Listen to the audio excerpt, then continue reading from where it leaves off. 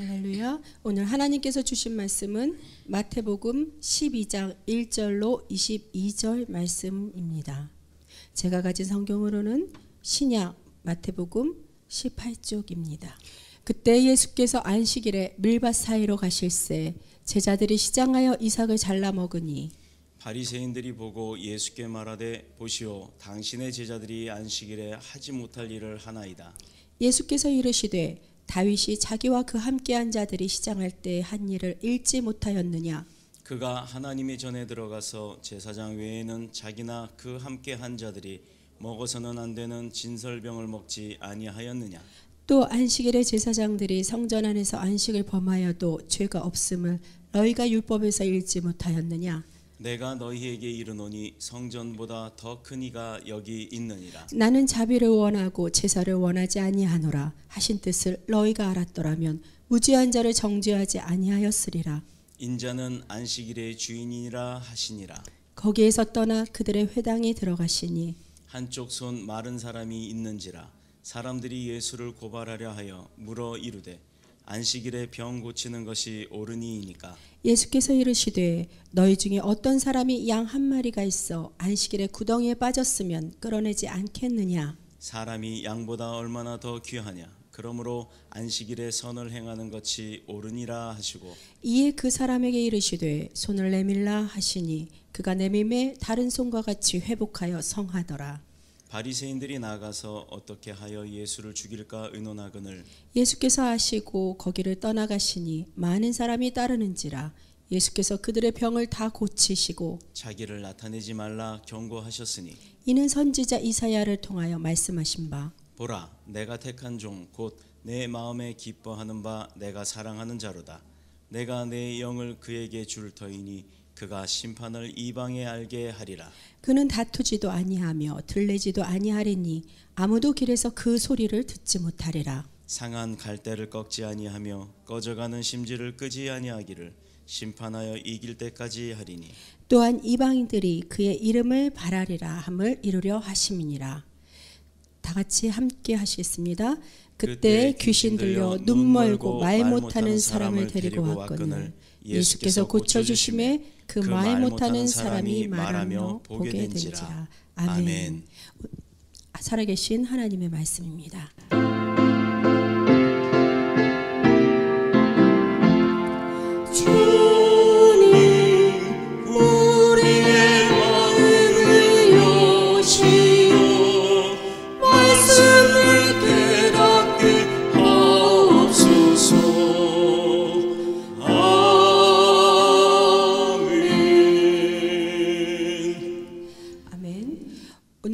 자비의 마음이라는 제목을 가지고 담임 목사님 나오셔서 말씀을 전하여 주실 때 모두 은혜로 아멘으로 화답하는 귀한 시간 되시기를 주님의 이름으로 축복합니다. 할렐루야. 한 주간도 잘 지내셨습니까? 요즘에 감기가 굉장히 유행이에요. 유행이다 못해 아주 독하대요. 독한 감기가 유행을 한다고 하는데 저도 한동안 참으로 많이 오랜 시간을 고생을 했습니다. 환절기이고 또 뭐 미세먼지니 황사먼지니 이제 한참 날라올 때가 됐는데 늘 우리가 건강을 유념해서 건강관리 잘해서 하나님 일 하는데 지치지 않도록 최선을 다해 주시기를 예수님의 이름으로 축복합니다. 오늘 성경 본문의 말씀으로 함께 나눌 자비로운 마음, 자비로운 마음이라는 제목으로 함께 은혜를 나눌 텐데요. 먼저 제가 어느 목사님 하나를 소개를 하고자 합니다. 김영봉 목사님이시라고 그분이 쓴 책이 있는데 사랑하는 사람은 누구나 아프다. 아니 사랑하는 사람은 누구나 행복하고 즐겁고 기쁘고 그래야 되는데 사랑하는 사람은 누구나가 아프다라는 제목의 책이 있습니다. 제가 얼마 전에 그 책을 읽고 참 감동을 많이 받았는데 그 책에는 그 김영봉 목사님께서 심우하는 교회의 그 장로님에 대한 이야기가 나와요. 조지타운 대학교의 임상병리학 교수를 지내신 분으로 평생을 의학계에서도 유명하게 또 많은 사람들을 고치는 치료하는 의사로서의 삶을 살았던 분인데 질병에 대해서만큼은 그분이 얼마나 자신감이 있었는지 하나님의 기적에 대해서 믿지 않는다라고 선포를 하셨다고 합니다. 어떤 병이든 의학의 기술로는 고칠 수 있다. 하나님이 고치는 게 아니다 라고 선포를 했대요. 장로님께서. 오늘 아침에도 우리 교회 어느 청년 하나가 하나님 앞에 기도를 했어요. 나 낫게 해주세요. 고쳐주세요. 믿음으로 기도를 했습니다. 그런데 이 장로님이 한 말에 대하면 위배되는 행동이죠. 이 장로님은 병은 다 의학 기술로 고칠 수 있다라고 했습니다. 그런데 새벽 예배를 다녀오던 어느 날 갑자기 허리 통증이 오기 시작하더래요. 꼼짝 못할 정도로. 여러분, 허리 아프거나 뭐 목 디스크나 허리 디스크 때문에 아프신 분들을 보면요, 모양은 뻘쭘해요. 그냥 멀쩡합니다. 그런데 꼼짝을 못하고 막 아프다 그래요. 어떻게 보면 꾀병같이 보일 때가 있어요. 이건 안 아파본 사람은 그 고통을 모릅니다. 어떻게 할 수 없을 정도로 눈물이 막 줄줄 흘러나올 정도로 아파요. 그런데 보기에는 멀쩡합니다. 자, 이런 고통을 당했어요. 근데 점점 그게 더 심해집니다. 이제는 그가 수술을 받아야 할 정도로 아주 어려울 정도의 그 상처가 도져서 아픔이 그 장로님에게 임했던 겁니다. 수술 날짜가 돼서 의사를 만났는데 오죽하면 이가 병원을 가야 되잖아요. 근데 아침에 일어나서 병원을 가야 되는데 가는 그 시간 자체도 고통스러워서 본인도 모르게 본인이 믿고 있는 하나님 앞에 간구를 했답니다. 하나님, 낫게 해주세요. 아니, 자기 의학 기술로 다 고칠 수 있다라고 그렇게 크게 선포하고 과언을 했던 분이 정작 본인이 아프니까 하나님 앞에 기도를 하더라 이 말이에요. 자, 그런데 어떤 일이 벌어졌냐. 어제까지만 해도 지팡이 짚고 이를 악 물고 겨우겨우 한 걸음 뛰었던 그가 그 기도하고 난 이후에 거짓말같이 깃털같이 몸은 가벼워졌고 걷고 움직이는데 아무런 문제가 없더라 이 말입니다. 그래서 그 장로님은 갑작스레 바뀌었던 자기 신체의 변화에 대해 의사의 머리로 그 똑똑한 지식으로 분석을 하기 시작했어요. 음식을 잘 먹었나? 내가 오늘 아침에 일어나면서 맨날 옆으로 이렇게 일어나다가 오늘은 어떻게 무릎 꿇고 일어났는데 그게 어떻게 해서 뼈가 맞았나? 뭐 디스크가 어떻게 맞았나? 막 별의별 생각을 다 해보고 추리를 합니다. 의사니까 자기 신체 구조나 치료 방법에 대해서 얼마나 잘 알겠어요. 그런데 아무리 생각을 해봐도 평상시 때와 똑같았다 이 말입니다. 뭐 하나 달라진 게 없었다 이거예요. 그런데 어떻게 몸이 한순간에 깃털같이 바뀌었을까?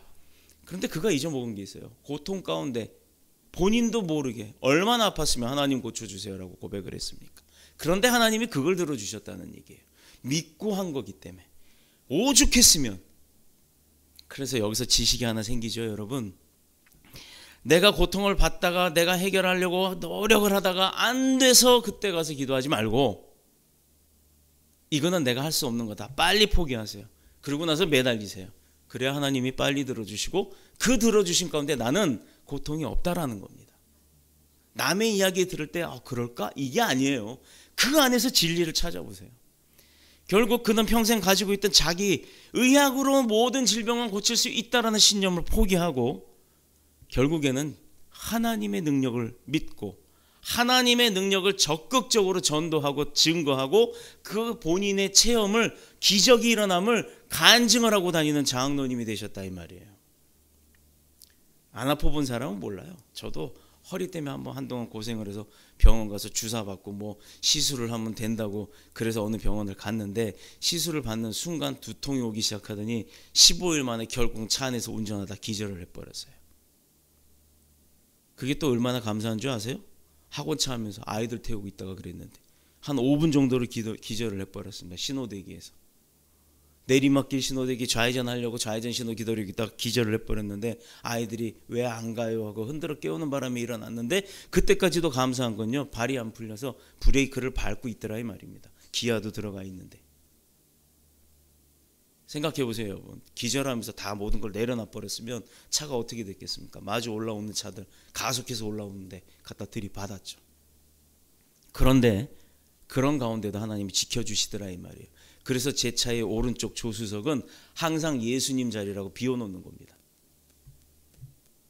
십자가 달고요. 뭐 많잖아요. 그럼 부적이 아니에요. 그런 거 안 달아도 상관없습니다. 마음 가운데 주님과 함께 동행하고 내가 운전하는 행동이 주님을 모시고 가는데 내가 막 다닐 수 없잖아요. 그런 마음의 심령이라면 주님이 지켜주신다는 겁니다.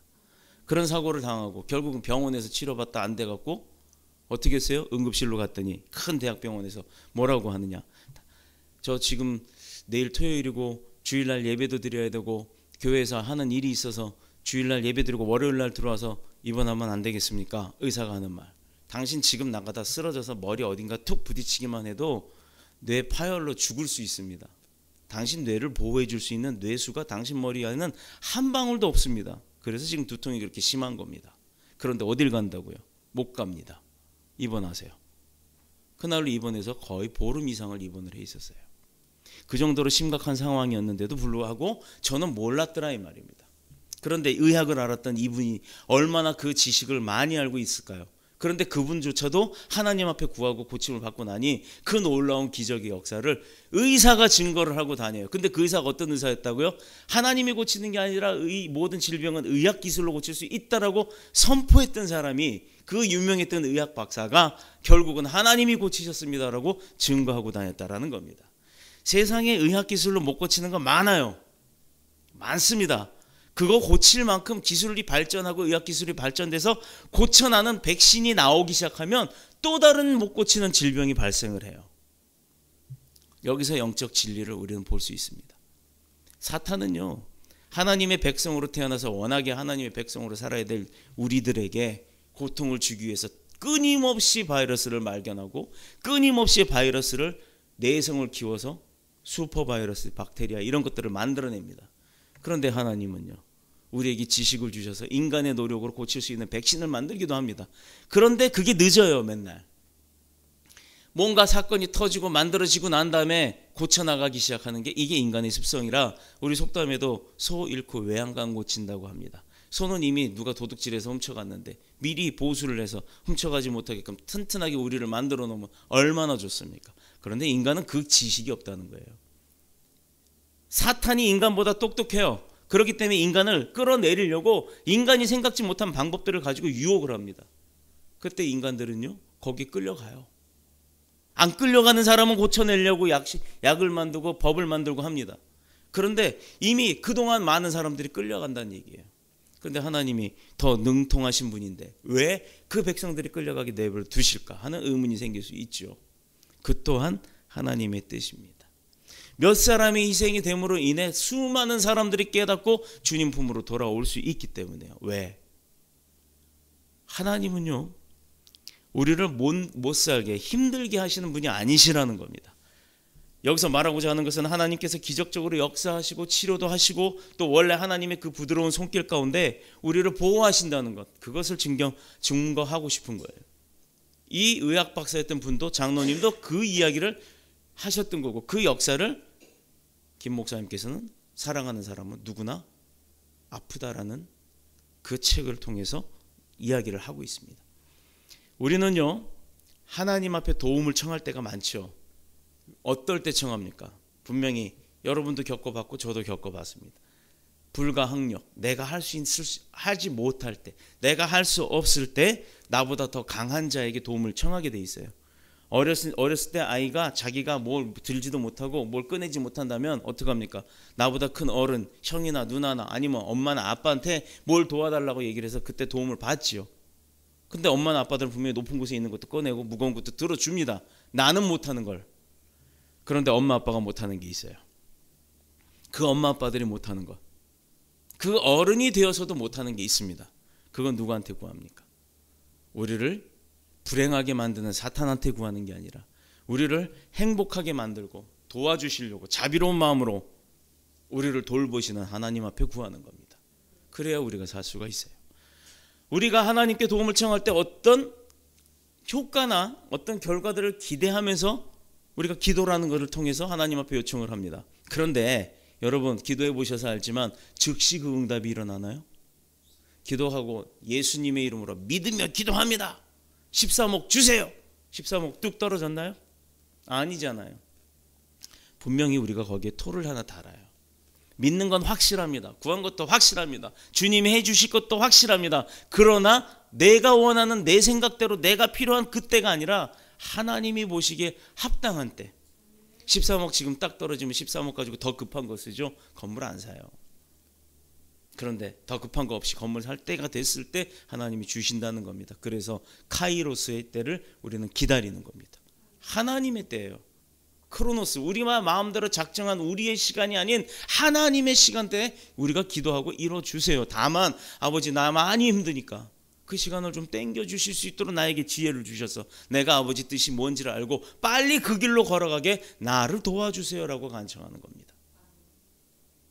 아버지 나 당장 집 보증금 필요해요. 보증금 얼마 주세요. 나 그거 안 주면 길거리 내쫓긴단 말이에요. 우리 애들이랑 우리 식구랑 뭐 어디 가서 삽니까? 나 아버지 일 열심히 하지 않았습니까? 그러니 지금 당장 주세요. 안 생깁니다. 결단코 그렇게 생기지 않아요. 그 누구를 위한 이익을 위해 기도한 거예요. 하나님의 영광? 하나님에 대한 이익? 아니요. 나에 대한 이익을 위해서 기도한 겁니다. 그래서 응답이 없어요. 바꾸세요. 교회에서 뭘 가르쳐 줍니까? 부자 되는 거요? 축복받는 거요? 아니요. 하나님, 내가 하나님의 일을 더 열심히 하고 싶은데 자꾸 집의 문제로 내가 신경 쓰여서 도저히 못하겠어요. 아버지, 그러니까 나에게 더 일 열심히 할 수 있도록 내게 그 모든 만사 형통의 축복을 부어주옵소서. 뭐가 중요한지가 아니에요. 돈이 중요하거나 보증금 중요한 게 아닙니다. 하나님이 일을 하는 게 더 중요한 거예요. 나의 마음의 중심을 하나님 앞에 두라는 겁니다. 그랬을 때 하나님께서 가장 급한 것부터 해결해 주시는 줄로 믿습니다. 그래서요, 우리에게 사탄은 가장 쉽게 접근할 수 있는 게 뭐냐면 질병이에요. 질병을 통해서 각종 통증, 고통 이런 것들을 줍니다. 그래서 자꾸 나약하게 하고 시름하게 하고 그 다음에 쓰러지게 만듭니다.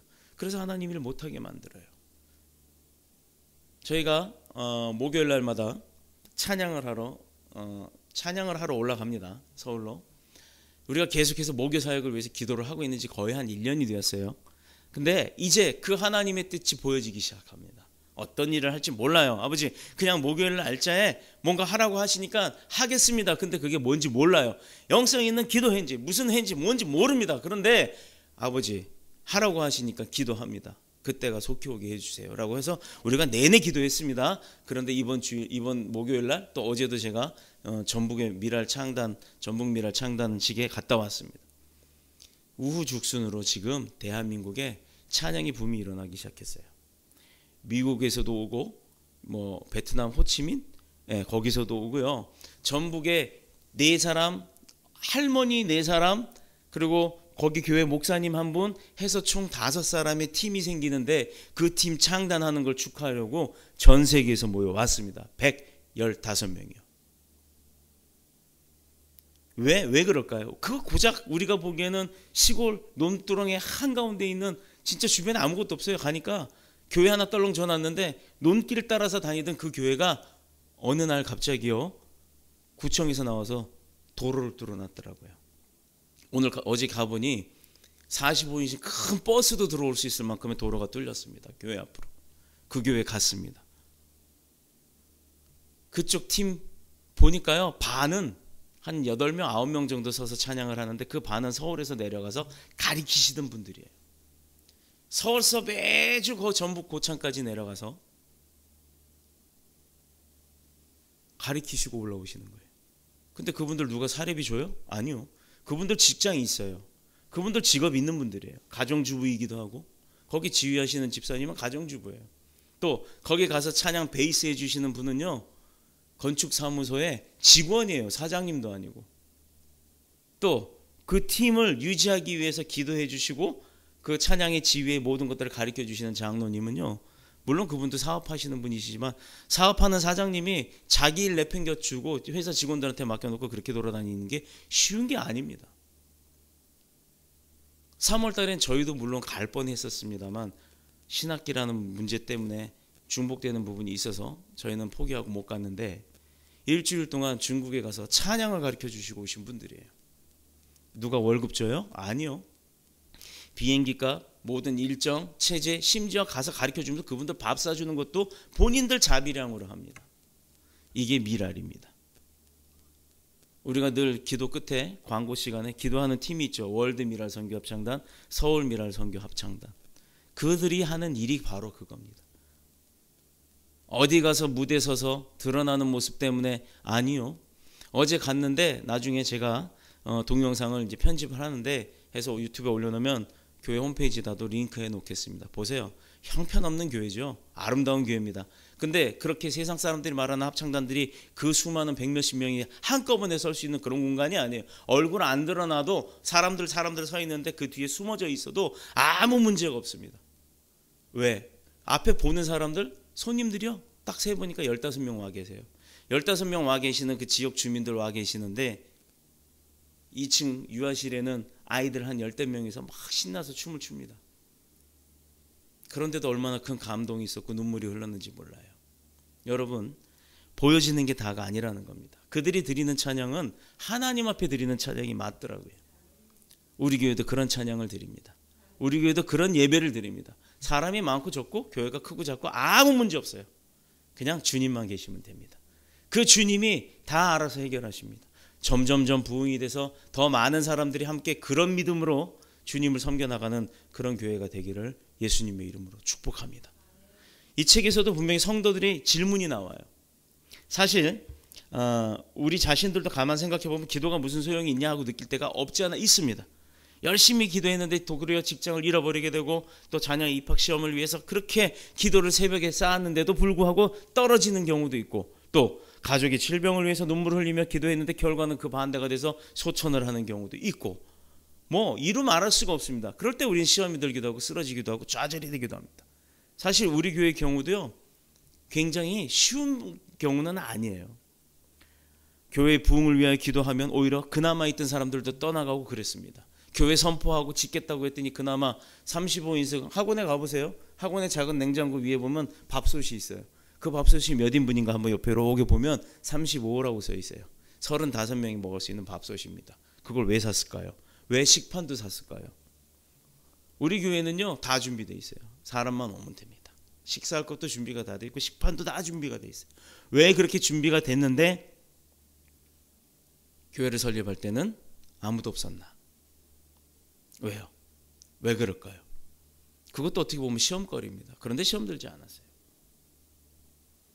이 자리에 지금 교회 공사를 할 때 와가지고 스티로폴 먼지 다 뒤집어 써가면서 그 스티로폴 잘라서 벽에 집어넣은 자매가 있습니다.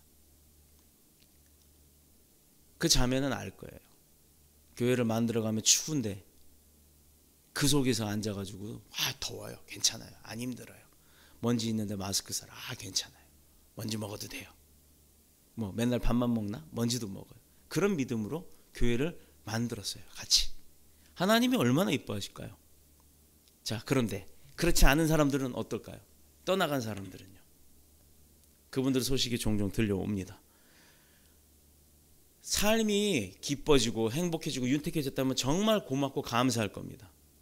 근데 그러지 못하다는 소식을 들으니 마음이 안타까운 거예요. 여러분, 시험을 이기게 해달라고 하면요 오히려 더 많은 시험이 옵니다. 시험을 이기게 하는 것이 아니라 시험을 능히 감당케 해달라고 기도하세요. 그러면 시험이 와도 어떤 시험이 와도 두렵지 않은 겁니다. 시험을 이기려고 하면 힘들어요. 내가 그걸 싸워서 이겨야 되잖아요. 우리가 이런 결과만 놓고 본다면 기도해도 왜 시험이 오는가? 왜 기도했는데 좌절이 오느냐? 그럼 뭐하러 기도해? 그냥 집에서 편히 자지. 편히 쉬지. 편히 놀러 가지. 얼마나 좋습니까? 그거 있잖아요. 마디른 소금. 이번 주는 바캉스를 떠나오니 주여 해변으로 임하소서. 거기라고 안 계시진 않아요. 맞습니다. 거기 가도 교회 있어요. 거기 가서 예배 드려도 돼요.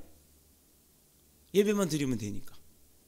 그런데 내 성전, 내 집, 내 아버지 이게 다르다는 겁니다.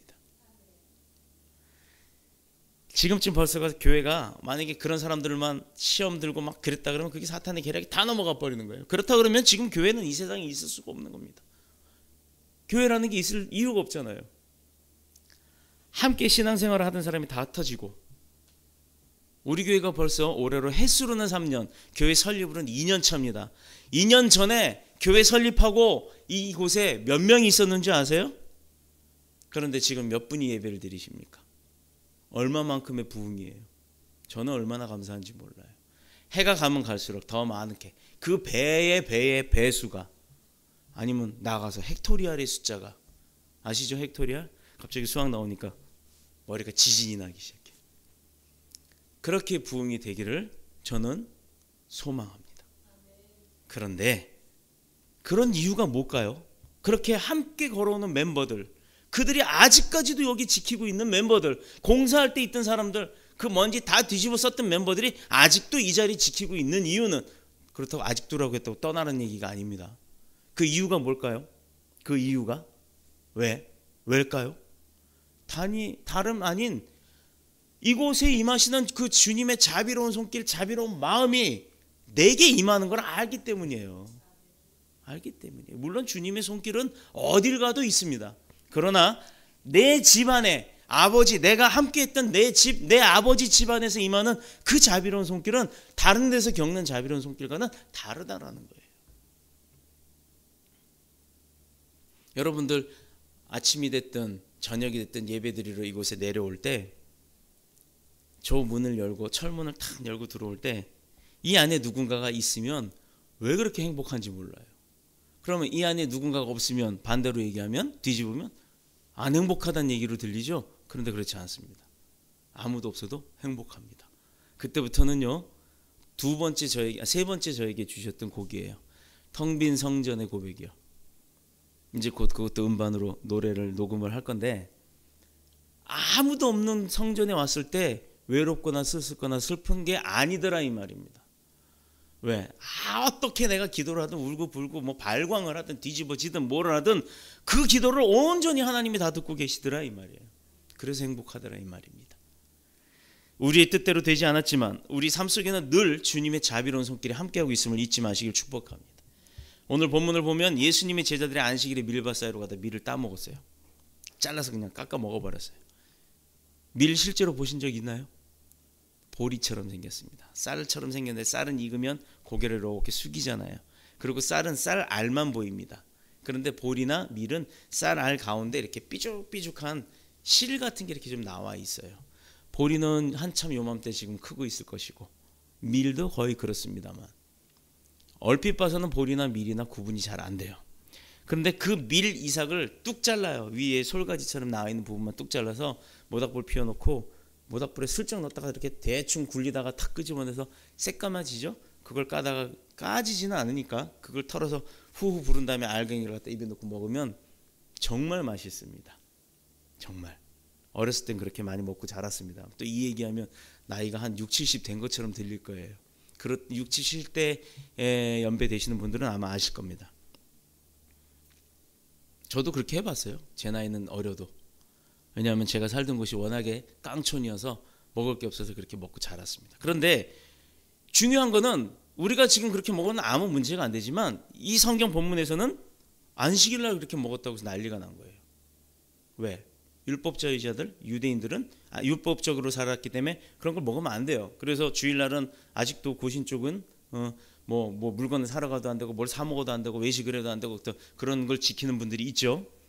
벌떼같이 달려들어서 제자들을 그 바리새인들이 공격을 합니다. 왜? 제자들의 행위를 갖고 문제를 삼는 거예요. 지적질을 하는 거예요. 옳지 않다. 그러면서 예수님한테 그럽니다. 이게 옳아요? 틀려요? 하고 따져요. 오늘 그게 본문 내용이에요. 근데 잘라먹는 행위가 잘못된 것 자체는 아니었지만 그게 언제였느냐가 중요해요. 자, 신명기 23장 25절에 보면 내 이웃의 곡식밭에 들어갈 때는 내가 손으로 그 이삭을 따도 가니라. 뭐 따가기도 한다 이거예요.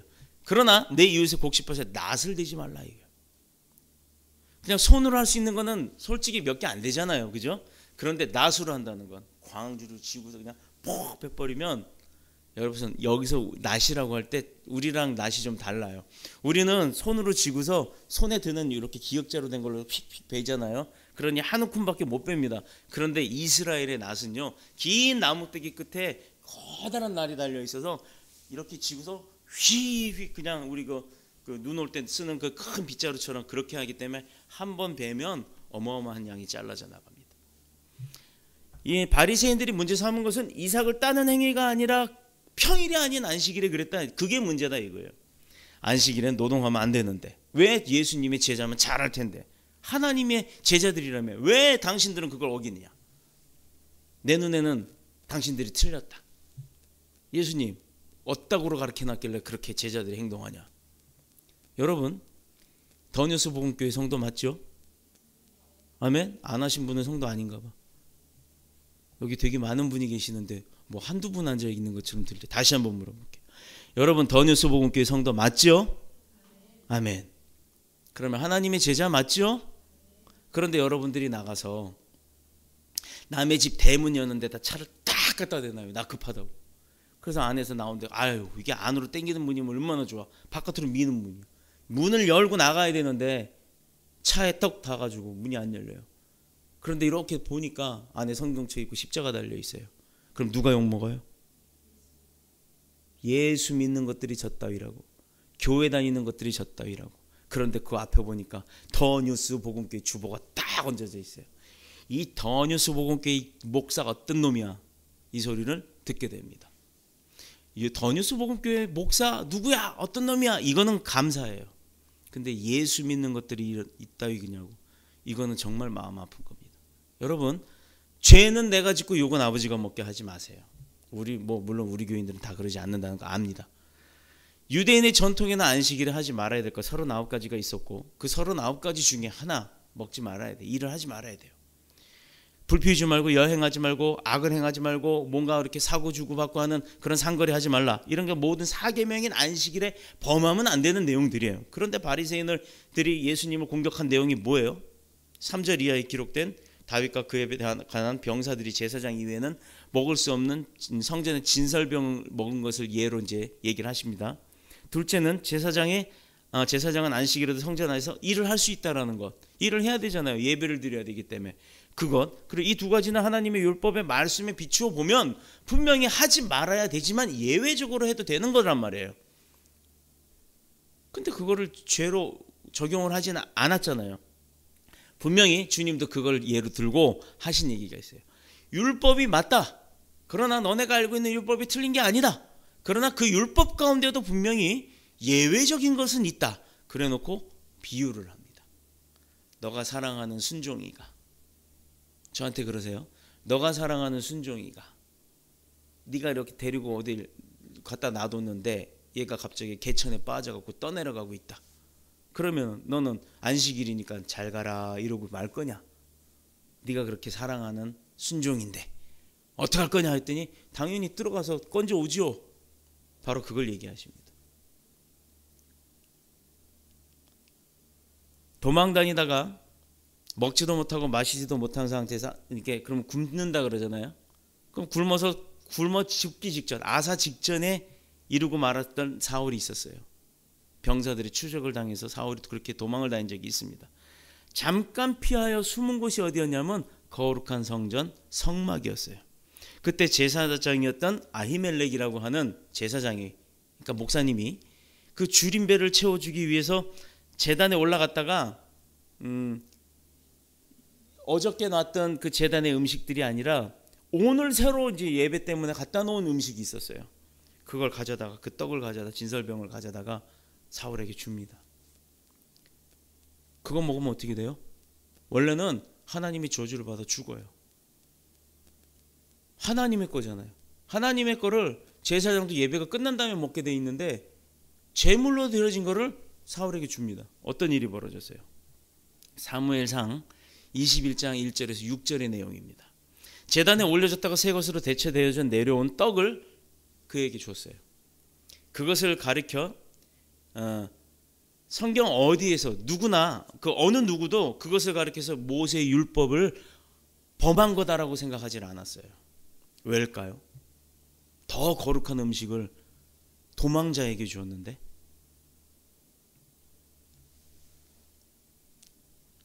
상황에 따라 내 귀한 자녀가 죽게 생겼는데 하나님이 그 제단의 음식이 뭐가 그렇게 중요하다 생각하시냐 이 말입니다. 이 마음 때문에, 자비로운 마음. 하나님이 그러신 분이에요. 그래서 하나님 앞에 뭐 안 하면 너 저주받는다. 아니요, 그럴 일 없습니다. 율법이 정한 법도 중요하지만 더 중요한 것은 하나님의 자녀의 생명이었다라는 거예요.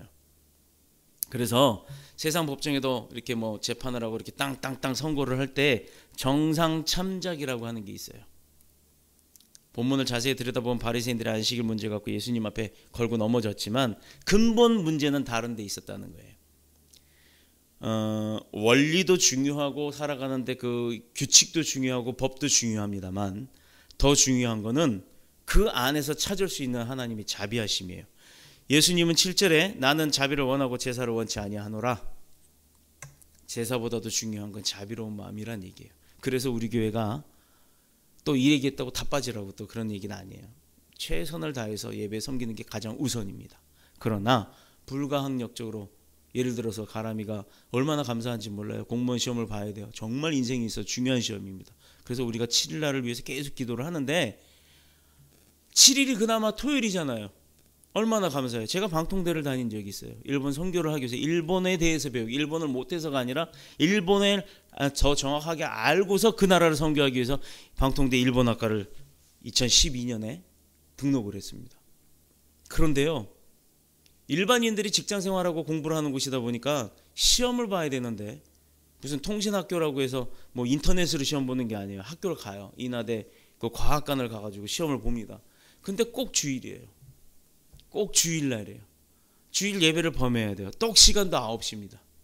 그래서 1시에 끝나요. 그래서 어떻게 했겠어요, 제가? 그 방통대 학생들이 저를 뭐라고 얘기했냐면 예비 목사라고 했습니다. 그때 당시 신학생일 때. 입만 열면 그냥 예수님 자랑만 하니까. 그런 제가 주일을 범할 수가 없어서 한 번 시험 보러 갔어요. 집사 때니까 한 번 시험 보러 갔다가 왜 그렇게 마음이 아픈지 시험보다 울고 나왔어요. 시험 성적이 나빠서 그냥 나가는 줄 알았대요. 그 다음에 또 시험을 봐야 되는데 제 보강 시험을 봐야 되는데 또 주일날입니다. 저 하나 때문에 그 날짜를 바꿀 수는 없죠. 그래서 제가 거기를 포기했어요. 근데 하나님은 다른 방법으로 일본을 알게 하시더라고요. 보내시더라고요. 그런데 얼마나 감사했냐면 가람이가 토요일날 시험 본대요. 할렐루야 했어요. 그래서 분명히 하나님의 역사심이 있다. 이 날짜가 계속 바뀌었대요. 그렇지? 바뀌었다 그랬지? 처음엔 3월이라 그랬다가 4월이었다가 언제일지 몰랐는데 토요일로 딱 잡혔습니다. 행복하지요? 그러니 하나님의 역사심 가운데 좋은 결과가 있겠어요, 없겠어요? 이 딸이 하는 일이 있는데. 또 가람이 위해서 기도 안 하시는 분 있으면 손 들어봐요. 손 안 드신 분 다 기도하시는 거죠. 안 하셨던 분도 기도하세요. 꼭 하세요. 우리 식구입니다. 식구의 가정을 위해서는 다 중보하세요. 그 기도의 소리가 많을수록 하나님 앞에 상달돼요. 그러면 더 좋은 결과가 있는 겁니다. 이제 저는 조만간에 우리 교회도 공무원이 생길 줄로 믿고 기도하고 있습니다. 또 보세요. 구약의 호세아 6장 6절에 보면요, 기록된 말씀인 나는 인애를 원하고 제사를 원치 아니하며 번제보다 하나님을 아는 것을 원하노라. 이게 하나님이 원하시는 거예요. 우리에게. 우리가 하나님 앞에 영광 돌리는 건 뭐냐고요? 찬양하는 겁니다. 찬양이 노래가 아니라니까요. 몸으로 하는 것도 있고요. 내 시간 들이는 거 있고요. 내 일상생활에서도 최선을 다하면서 예수 증거하는 것. 이게 찬양이에요. 찬양 자체가 하나님을 높여드리는 거잖아요. 높일 수 있는 방법이라면 법 위반하고 사람 죽이고 뭐 십계명에 있는 거 다 빼고 그런 거 아니면 어떤 것으로든 찬양이 가능합니다. 우리는 평생에 주님을 찬양해야 돼요. 제가 이름을 계명하고 싶어요. 영찬으로. 영원히 찬양하라. 누구를? 하나님을. 보세요. 분명히 말씀하십니다. 그 어떤 것보다도 하나님 아는 것을 원한대요. 그러니 예배 나오는 게 제일 중요한 겁니다. 그 어떤 것보다도. 중요한 것은 법이나 원칙이 아니고 자비요 사랑이요 은혜요. 근데 그 자비와 사랑 은혜를 받으려면 하나님으로부터 받아야 되는데 그 하나님으로부터 받으려면 내가 하나님을 알아야 받잖아요. 하나님을 모르고는 받을 수가 없는 거예요. 그래서 이 시간에도 따뜻한 봄이 오고 봄바람이 불고 뭐 벚꽃이 살살 피는 그때, 요즘 봄만 되면 나온 노래 있잖아요. 벚꽃 엔딩. 근데요, 잘 들어보세요. 그 제목을 한번 보세요. 벚꽃 엔딩. 벚꽃 끝이라는 얘기예요. 가사의 내용이 난 몰라요. 무슨 내용인지 모르지만 벚꽃 보는 걸로 끝난다는 거예요. 보는 게 중요한 게 아닙니다. 그걸 느끼는 게 중요하겠죠. 우리도 예수님 보는 게 중요한 게 아니에요. 그 예수님을 느껴야 돼요. 벚꽃 엔딩에 휩쓸리지 말고 오로지 forever Jesus Christ. 우리는 주님을 위해서 살아가야 되는 줄로 믿습니다. 집안에서나 교회에서나 원칙 따지는 거 중요하죠. 그러나 그렇게 하면 불행할 수밖에 없어요. 변수는 있습니다. 주님도 변수를 인정했고 그 변수 가운데 어떤 게 더 중요하다? 사람의 생명이 중요하다. 그렇기 때문에 주님은 우리에게 말씀하십니다. 무엇보다도 죽어가는 생명들을 위해서 우리가 노력하고 헌신하고 최선을 다할 때 주님께 기도하는 응답이 이루어질 줄로 믿습니다.